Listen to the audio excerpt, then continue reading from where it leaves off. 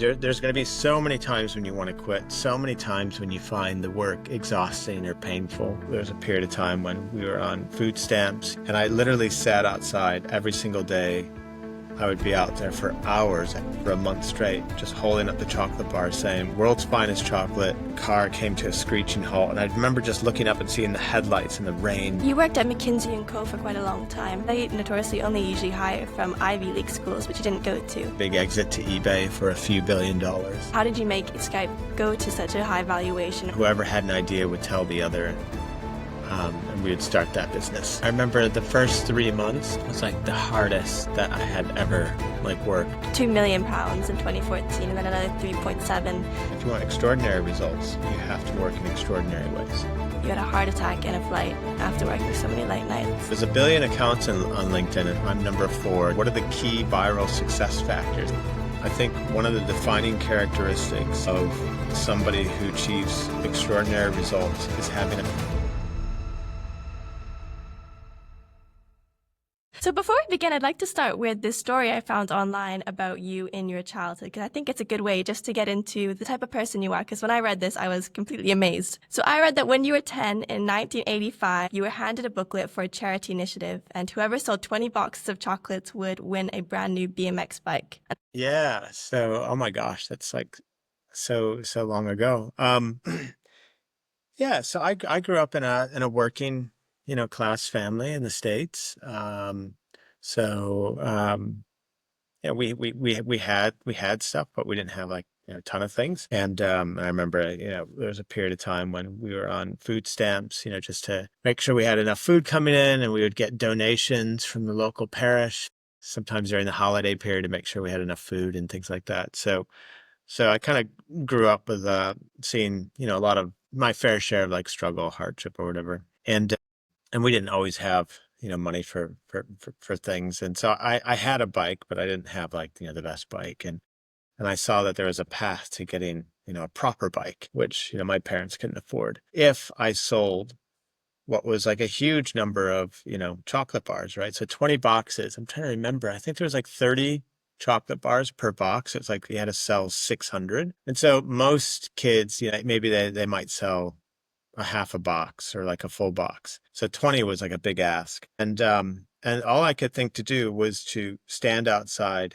this grocery chain, which at the time was called Dominic's. And I literally sat outside every single day.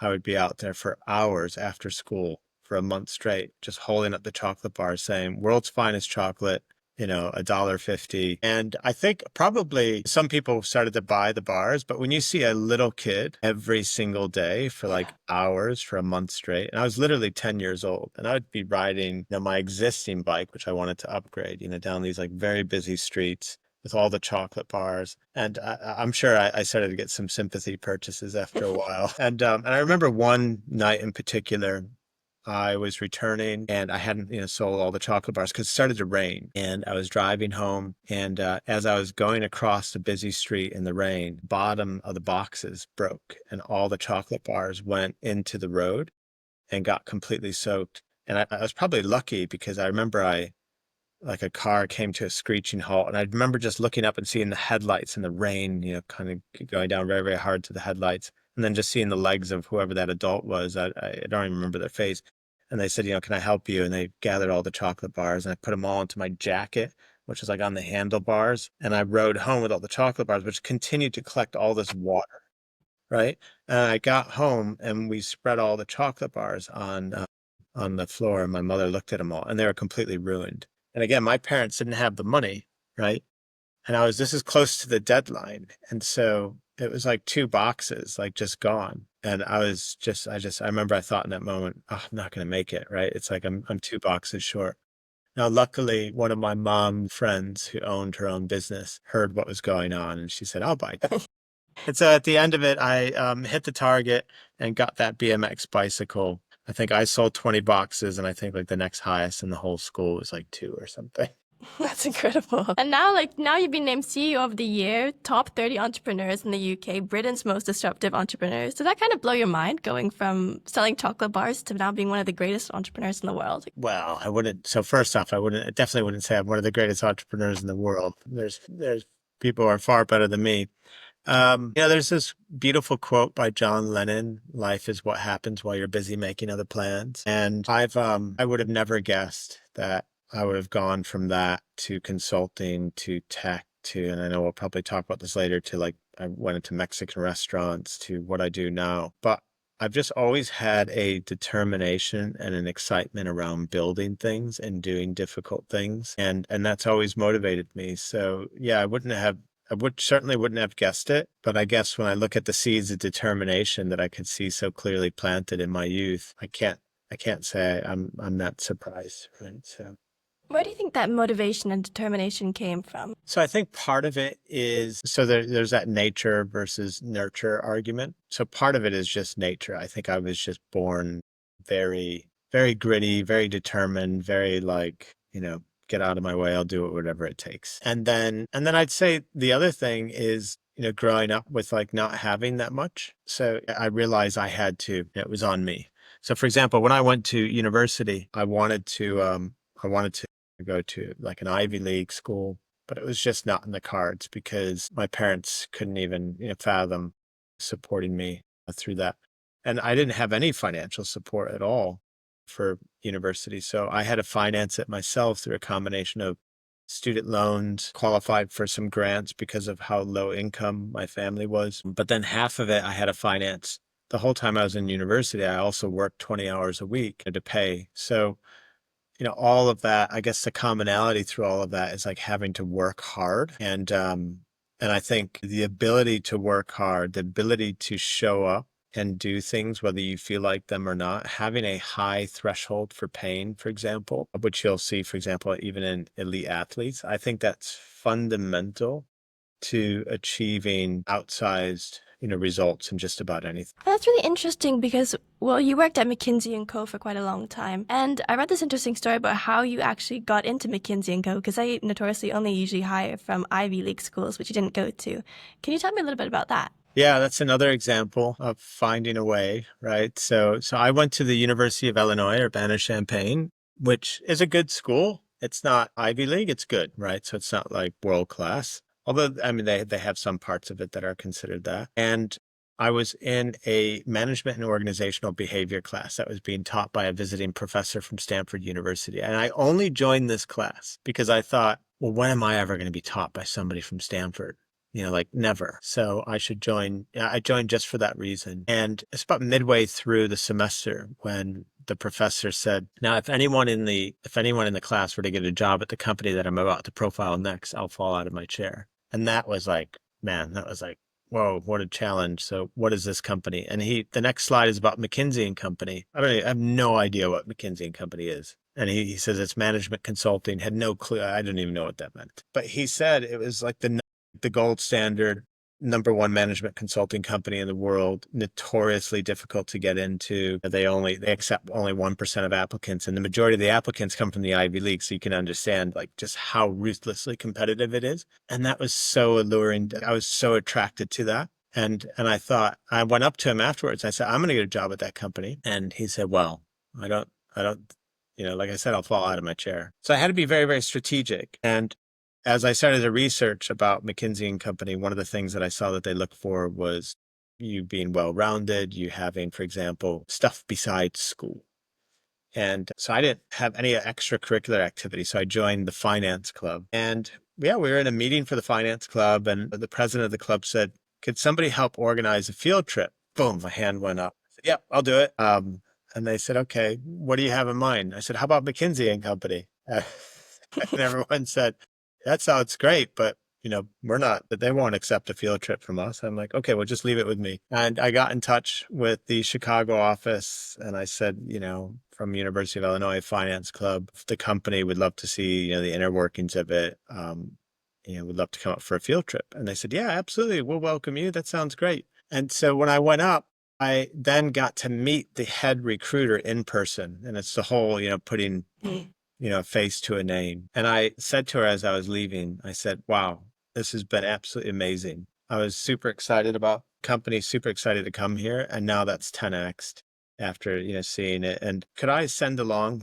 my resume to apply? And she said, oh yeah, by all means, just email it to me directly. And so That's that got me amazing. in the door. But then there's the brutally hard interview process, which I had to go through 8 interviews, and they're very, very challenging. They're case study based. They present, tough problems for you to try to crack and solve. And so what I did for that was the University of Chicago is a MBA program, which is like Ivy League level. I mean, it's as good as the Ivy League programs. And so I contacted through a friend of the family. I found a way to talk to the admissions officer of the University of Chicago. And I asked if they could introduce me to any organizations or clubs like the finance club at the undergraduate, program I was at that are focused on management consulting. And so they introduced me to the president of the management consulting club, people, right, trying to get in their MBA, trying to work at a place like McKinsey. And then I would drive a couple of hours on the weekends to go meet him and some of the other people in the club. And I would practice doing mock case interviews with them. And I must have done about 20 or more of those. So by the time I had my first interview with McKinsey, I had already done 20 of those interviews. And yeah, and eventually I ended up, there was 2,000 applicants for 22 roles, and so 21 of the applicants were, basically Ivy League, and I was the one non-Ivy League person. So yeah, that was the McKinsey story. That's amazing. And at your time at McKinsey, did you encounter any difficulties from coming from a non-Ivy League school, and how did you overcome those? Yes, the major difficulty was feeling like I didn't belong there the entire time I was there, right? So it was a big, it was very challenging from like a confidence point of view. Because the people I was working with were like literally one guy that I work with was literally a rocket scientist. When people say, well, it's not rocket science, but this guy was a rocket scientist. His job before that was working on rockets and propulsion at NASA. And then he went to McKinsey. Yeah, it was super, super challenging, but what better place to learn, right, than to kind of be thrown into the deep end, feel slightly out of place. And it just accelerated my learning and development, to be frank. Like I wasn't top of the class at McKinsey. I think they had different like ratings. And at the time there was this distinguished rating, which is like the absolute best within McKinsey. And I was like the level below. So, pretty good, right? It's like had like a B plus or an A average, but not like an A plus. Yeah. But it was a great, great experience. And after McKinsey, you went and you worked at Skype, right, in Norway? Yeah, in London. Yeah. London, sorry. Yeah, so I transferred to McKinsey's Oslo office and and then eventually moved down to London and was part of the early team at Skype and worked in business development there. And yeah, and then that was just an absolute rocket ship of a journey. So we ended up having a big exit to eBay for a few $1 billion Yeah, that's incredible. in 2000. And now, originally, when you applied to Skype, they didn't accept you at first, right? Because they weren't looking for anyone with a business degree. Yeah. Oh my gosh, you've done your research.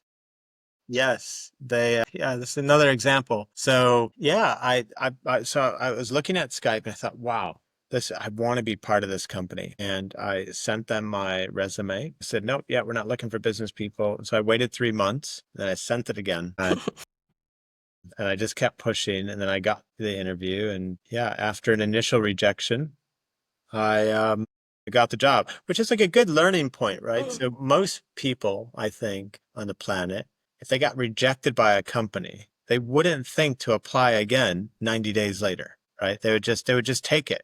You should never, like, you have to have that mentality of just don't give up, keep trying. People love that.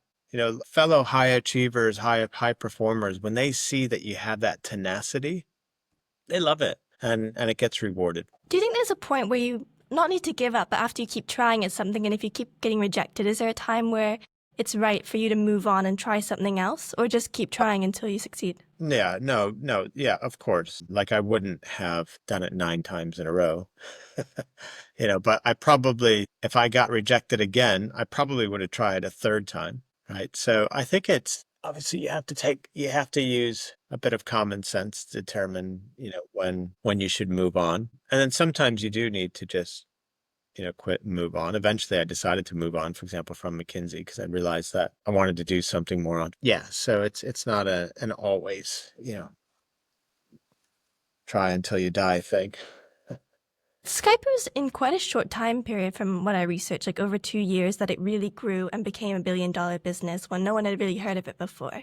Can you walk me through how did you help achieve it? How did you make Skype go to such a high valuation, or how did you see others help it grow so much? Yeah, so there's two huge factors with the rapid growth. So one was just the product itself, right? So the product at the time was vastly superior to anything on the market. It was able to, get through firewalls, and the quality was superior. So using the product itself and together with the value proposition, right? Long distance calls for free. Like that was incredibly viral in nature. And the other thing that we did from a business development point of view was we went around the world and we found other internet service providers or other strategic partnerships that we could create in local markets where we would bundle Skype, say, together with what that provider was offering, because they have distribution, they have access to all of the people signed up for their service, which would accelerate, right, the usage and accelerate that whole viral effect of someone using it and then telling someone else about it. Mhm. But just the nature of the product, right? So, for me to talk to you on Skype, we both need Skype, right? So it Bit of a just, network effect. yeah, exactly. And after Skype, so you co-founded another company after you left Skype called Chilango, a Mexican chain restaurant. Can you tell me a bit about your story of how you co-founded it with your buddy from Skype and what the inspiration behind it was? Yeah. So I was so hooked on entrepreneurship after Skype or while at Skype. And I knew I wanted to, because I was part of the early team, but it was still somebody else's idea. And I wanted to do my own thing. And Dan and I, my business partner at the time, or who would become my business partner at that time, we were working together on a team at Skype.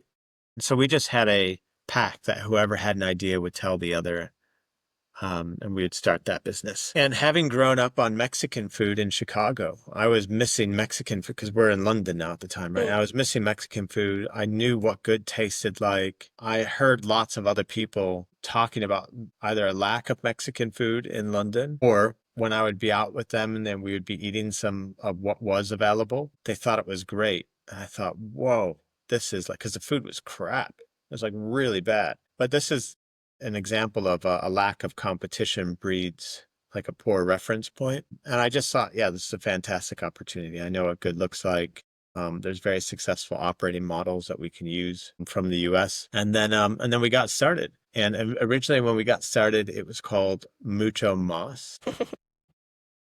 Very uninspiring, right? Much more. And then we came up with the name Chilango, which is a term for someone who's from Mexico City. So like a New Yorker, a Parisian, if you're from Mexico City, or a Chilango. And the one word distillation of the brand was all vibrancy. So our food had to be vibrantly flavored. We looked for vibrant personalities to join the team. The restaurant interiors were super vibrant, amazing. And we had 11 amazing years of growth. Um, Incredible. So like our unit level economics, we had 20% unit level EBITDAs, um, fan favorite. And then in the 12th year, the restaurant industry in the UK went through a massive restructuring.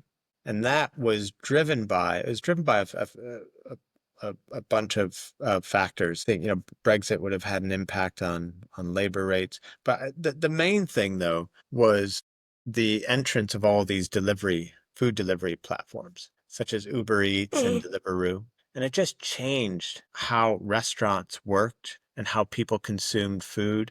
And it also changed which sites were worth opening up or not, because it changed footfall patterns, right? Some people started to just eat more from home. And then what you would earn from those transactions was, because the platforms take a very, very big cut. So lots of chains started to go through restructures, and we did as well. And by restructure, I just simply mean that. So we had, for example, we had at the time 4 leases, 4 restaurants that we hadn't yet developed. We had acquired the lease, but in the time between acquiring the lease and then actually getting ready to build out the sites, the footfall patterns changed so much around those sites that they looked like they would be unprofitable to open. So then we were trying to get rid of them because we didn't want to open them, invest the money, and then just lose it all.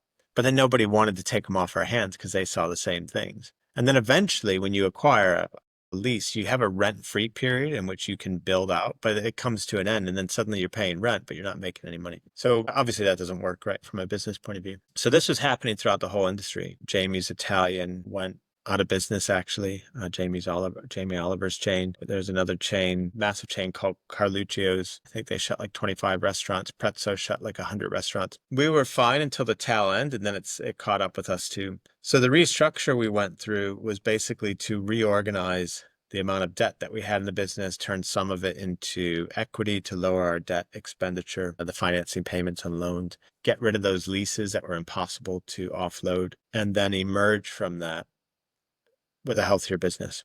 So we did all of that. And then as we entered the 13th year, and so now we have like a much, much healthier business. We've survived that storm. And then 3 months after having done that, then COVID came.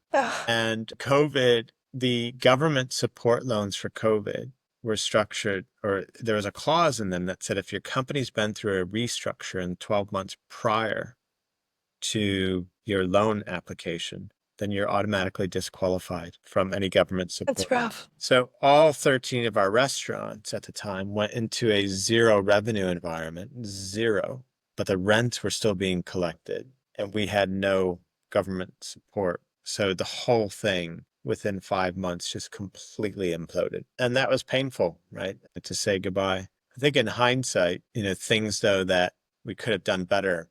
So advice to fellow entrepreneurs is got to be really careful, right, with expanding too quickly. Because if you're placing too many new bets, like 4 new, for example, restaurant regions in relatively quick succession, if something happens, the macro environment changes, you can be in a very, very bad position. You also have to be very, very careful with how much debt you bring into the business. Again, so we had debt in the business, which we were servicing okay, but then when the environment changed, suddenly we were having trouble doing that. So you got to be very careful with your debt, and also just very careful with how much expenditure you have at the head office level, like your central costs, because it's very, very easy to let those inflate.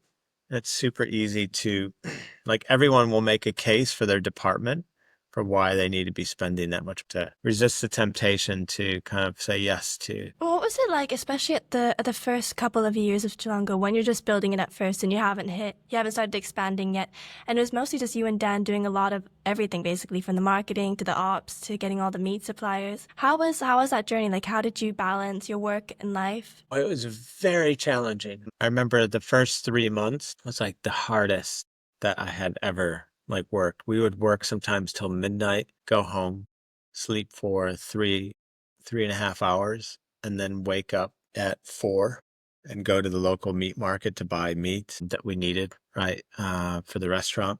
I remember one day I was so exhausted, I slept through the alarm and my phone's ringing. I'm like, hello? It's Dan. It's like, we need to go to the meat market. We had to go get meat for today. I said, oh man, I'm so exhausted. I'm like, maybe we just won't sell any meat today. And he's just like, you idiot, get out of bed. I was so exhausted. Yeah, it was just very, very tough. It became a lot easier once we really nailed the brand. So as I said, the one-word distillation of the brand was vibrancy. Once we understood that, then everything else kind of flowed. Everything else made sense. How did you narrow down on that brand identity? So I had an inkling for what it was, but really you need an outside facilitator who's super skilled in the area, as we had, to come in and talk to, a cross section of like your top performers throughout the company. Yeah, in a facilitated session to kind of pull out, what is this brand all about? What does it stand for? What does it stand against? And what are its, key values? And by doing that, we were able to develop a much sharper proposition to map everything against. So if you're an entrepreneur starting out, how do you know when to bring someone like that in? Because I imagine that would be fairly expensive. When you don't have a lot of money starting out, it can be difficult to justify that cost at first. Yeah, I don't think you really. So when you're starting out, you just need to get started, and you just need to get a rough and ready. So our MVP for Chilongo was mucho mas, that first manifestation of it was horrible. I remember one of our reviews said, who opened up this eyesore in the neighborhood? And it wasn't very nice to look at. It was like, just horrible design. But we focus on the most important thing, which is the food. And we're operating, we were collecting information, understanding what was working, what wasn't, and growing the sales. And then that attracted the investment that we needed because they could see the opportunity and what we were building. And then once we had the investment was, let's see, when did we roll? It was about 18 months later after starting that we kind of had the funds to invest in someone like that too. But you wouldn't do that right at the start. And talking about your investing, actually, I was reading something and I couldn't find much information on it, that you invested through a Burrito Bonds mini bond crowdfunding campaign. Can you tell me a little bit about what that is? Yeah. So I don't think there's much of this anymore, but so there's two ways to raise money, right, for a company, right? So you can either sell debt or equity to keep it simple. Equity, obviously, you're giving away shares in the company, a percentage of the company in return for some cash. And with debt, you can basically, you could buy a US Treasury bill, for example, right? Where you're buying from the US government and then they're going to give you a percentage interest on that bond. And so companies can create their own bonds as well. And so the burrito bond was a bond that we created where we said, if you buy this, let's say you spend $10,000 dollars on it, and we're going to pay you 8% annual return. So it was higher rate of interest than you would expect, commensurate with like the risk level associated with where the company was at the time, and the and what the kind of return that you would expect for that kind of risk. But it was still like a smaller, because with crowdfunding, because you're also getting buyers or investors who are passionate about their fans as well, typically. So typically you end up with a rate of return that is actually something less than what you would pay if you went to, say, a bank. And the way we structured it was when somebody invested, they got not just that bond, which paid an annual percentage interest rate on their money, but also some kind of free food benefits as well. So, for example, if you invested the 10K, you got what we call a black card, which entitled you to one free meal per week for, I think it was like 4 years or something. So you basically eat for free for 4 years, because most people aren't going to eat at your restaurant more than once a week. So, it was it was a really, fun way of raising finance in a crowdfunding format, and at the same time doing something, with our investors, or sorry, with our fans. And that's quite successful because that raised £2 million in 2014 and then another 3.7 later on. How did you come up with that idea? Because it's quite creative compared to what most people would do to raise money. Yeah. So there was a crowdfunding platform at the time who I think they reached out to us, and then we had a conversation with them, and they were talking about this new bond product that they were developing. And I just said, yeah, we should call it the burrito bond. And then I just came up with different reward mechanisms at each level, depending on the investment. And it just flew from there. That's awesome. Circling back to when you're talking about working long nights and long days. So in 2010, I read this story that you had a heart attack in a flight from Spain to London after working so many late nights. And that must have been a terrifying experience. Can you tell me a little bit about how that was? Yeah. Yeah. So, we're up in the air, 35,000 feet up, and I could feel a lot of pressure in my chest. I started to become nauseous. My whole left arm went completely numb. There was a doctor on board the flight who rushed up, took my vital signs, and said, "We need to land the plane immediately. He's having a heart attack." And so the plane emergency landed. I was taken into an ambulance waiting on the runway. They administered nitrates to increase the blood flow to my heart. And it was just a massive wake-up call. I realized that I was so driven to want to achieve that I was like sacrificing everything and anything to do it, including my health. And then after that, I started a process of slowly thinking, a bit more holistically, right? And thinking more intentionally, and asking myself, what does, best look like? And how do I show up at my best, not just in the work front, but also the health, and created a lot of change and much improved health as a result. Do you think, looking back, could you have started Chilango the way that you did, but being more practical about your health and working a little less long hours, or would it have not had the same success that it did? Yeah, I definitely could have. But to be clear, if you want ordinary results, you can work in ordinary ways. If you want extraordinary results, right? If you want extraordinary results, you have to work in extraordinary ways. And that doesn't have to be 100-hour weeks, but it certainly is going to be more than 40. So I think I could have worked, a lot more intelligently. I could have brought key members of the team on board sooner. At the time, I worked in a very, very distracted way. I don't anymore. I work in a much more focused way. So yeah, there's a lot that I could have done differently to not get into that situation. And now you've really built up your personal brand, especially on LinkedIn. You had one of the fastest growing LinkedIn accounts from what I read, from 0 to 7K followers in 18 months, which is an incredible growth. So did you have a strategic plan to do this, or was it more accidental, like just trying out some posts and it happened to blow up? Yeah, so actually, and the numbers have moved on. So it's now over 1 million followers. It's amazing. Congrats. Yeah, and I just checked the ranking table actually earlier, and the account is ranked. So there's 1 billion accounts on LinkedIn, and it's ranked number 4 in the world. Wow. So Bill Gates is number 1. Number 2 is the Crown Prince of Dubai. Number 3 is Simon Sinek. I'm number 4. Number 5 is Adam Grant. And I forget the rest of That is the amazing. top 10.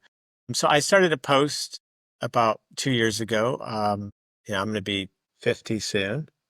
And I guess I didn't think I could figure out social media. I thought it was for like the kids, but yeah, I have a bigger account than the kids do. So I just, I spent a lot of time on it, a lot of focus on it. I was constantly looking for the 80/20s. What are the 20% of the factors that will drive 80% of the growth in the platform? Constantly scanning for those, replicating successful formats, in the style of my own voice, content, topics that I wanted to discuss, and just kept iterating over and over and over and learning and seeing what works. And then eventually you get the hang of it. And now the team does it. Like I don't even, it's completely like automated the whole thing, and it's become an incredible content marketing machine now. And what advice would you give to someone who is starting out, like 3 tips they could do to grow their own personal brand and help become seen on platforms like LinkedIn? Yeah, and this applies to any platform. So I'd say the number one thing is don't go alone. So find at least one other person who has the same goal as you, because you need a lot of support, and you're going to want to quit for sure. It's very grueling. It's very hard to, and there's different levels, obviously.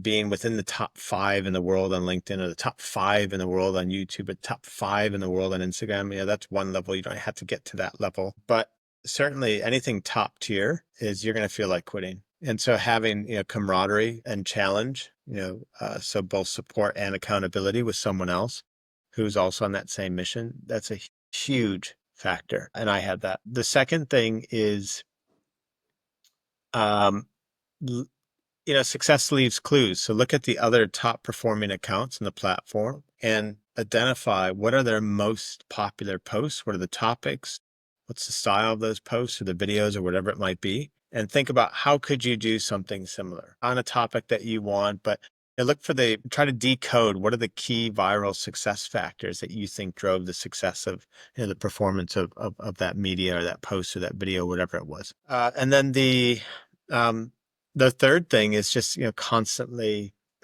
iterate, constantly improve. You have to look at the data. Like I would know what the outlier perform. I would see posts that had overperformed, and I would do more of those. And I was constantly improving in that way. You have to, to become world class at anything. Like you have to get obsessed about it. Would you say for someone starting out, should they just pick one platform like LinkedIn or like Instagram or TikTok and start out and Just just one. focus on that? Just one. Yeah. Just one platform. Once you crack one platform, you will learn the first principles, which can be extended to the others. So everything that I just talked about is platform independent. It's like first principles thinking to succeed on any platform. And once you truly experience what that looks like and how it feels and see the results that you get, you'll then more easily be able to transfer that to other platforms and then to replicate. And once you start that growth and you start growing on different platforms, how do you manage your time in interacting with different people on the platforms? Do you post the same content across boards, or do you focus on one platform continually more so than others? Yeah, there's multiple ways to do that, but the smart things to do is to think about how you can couple things together. So you're not going to get one piece of content that can appear everywhere. But for example, so we're about to relaunch our YouTube channel, and that's going to be driven by starting with blog articles, which will then be morphed into video scripts, and then we'll create videos, and then we'll splice up some of those videos and use it for short form on YouTube, Instagram, TikTok. Another way is we take LinkedIn posts and then we take them and then we repurpose them to Instagram and to X. We'll take a top performing LinkedIn post and use that to inspire our weekly newsletter, right? So we might take the infographic from that LinkedIn post and then write a more fleshed out newsletter on that same topic. So it's like finding how to mix and match in that way. Yeah. And so for that content, are you constantly iterating on like what is working, what isn't working, or do you have some sort of general formula for what goes viral and what people pay attention to? So that will be, well, that is platform dependent. So with LinkedIn, there's certain topics that you'll notice that are in vogue at the moment. And, if you write about those topics, they'll take off. Depending on how LinkedIn's algorithm is tuned, they might be pushing video posts versus carousels versus images. So that, once again, you'll get the sense for that by looking at the data. And would you say, especially with this growth of personal brands and people wanting to start their personal brands, if you're an entrepreneur starting out, what would you focus on? Creating a brand for your company like you did with Chilango, or creating a brand for yourself, which you can then use to promote your own business? Well, ideally, you do both. I know a lot of founders out there who are developing their founder brand, but they're still posting under their own name and they're developing their personal brand as well. And of course, with the company brand, they'll naturally on their personal brand talk about the company. So it's helping fuel that. But because they're also building a personal brand, if that company doesn't work or gets sold or transfers ownership at some point in the future, they still have the personal brand that they've built up along the way too. Thank you. And recently you started, well, not so recently, you started a CEO Accelerator. Can you tell me a little bit about why you started this and what is it? Yeah, so the CEO Accelerator is simply a productized version of the CEO coaching and mentoring that I do to help CEOs and founders of small to medium-sized businesses to scale their companies, become world-class leaders, and operate at their full potential. And we do that via a 10-week program that combines a curriculum. It's all online with coaching and the community, the chance to interact with other founders and CEOs. Yeah, so it's an online scale-up program. And what would be some patterns that you see in constantly high-performing CEOs that you train up through this program? One of the big ones is being able to look into the mirror and be honest with yourself about what are your own deficiencies? Where do you need work? And is it something that you can actually improve yourself? Or do you need to hire other people to fill the gaps and compensate for that?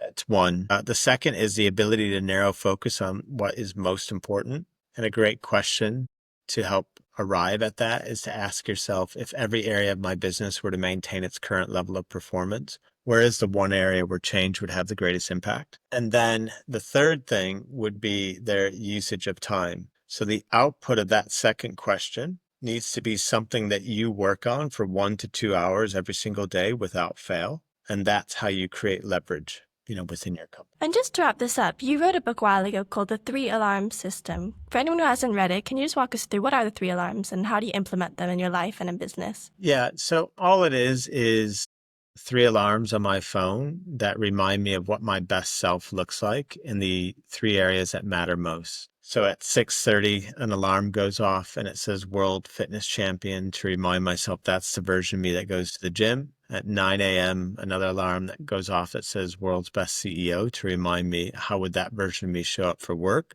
And at 6:30, I have it at 6:30, another alarm that goes off that says World's Best Husband and Father to remind myself how would the world's best husband and father walk through that door right now. So it's about being more intentional in these areas and reminding yourself of what best looks like so that you can kind of show up at your best, across all of those areas. And how did you come up with that idea and make it more intentional, like setting the alarms on your phone, making it very practical? I think some people would think, like, I'm just gonna be in the mindset now that I want to be the best CEO or I want to be the best husband or father.